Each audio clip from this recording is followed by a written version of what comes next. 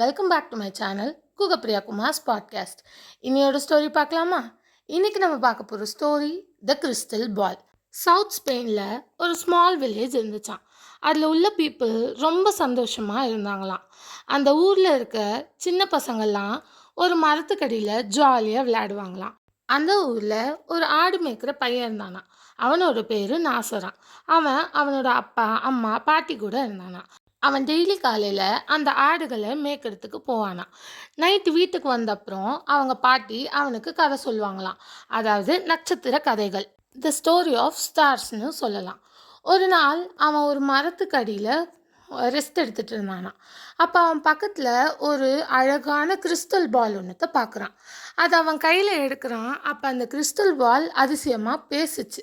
அது என்ன சொல்லுச்சுன்னா, நீ ஏதாவது ஒரு விஷ் நினச்சிக்கோ, நான் அதை உனக்கு நிறைவேற்றுவேன்னு சொல்லிச்சான். ஆனால் அவன் உடனே எந்த விஷயம் நினைக்கலையான். அந்த பால் எடுத்து அவன் பேக்கில் போட்டுட்டு அவன் கொஞ்ச நேரம் ரெஸ்ட் எடுத்தானான். அவன் ரெஸ்ட் எடுத்து முடிக்கிறதுக்குள்ளே பக்கத்தில் விளையாடிட்டு இருந்த பசங்க அந்த பாலை வந்துட்டு அவன்கிட்ட இருந்து திருடிட்டாங்களாம், அவனுக்கே தெரியாமல். அந்த பசங்க எடுத்ததும் அந்த பால் அதே வார்த்தைகளை தான் அந்த பசங்கக்கிட்டேயும் சொல்லிச்சான்.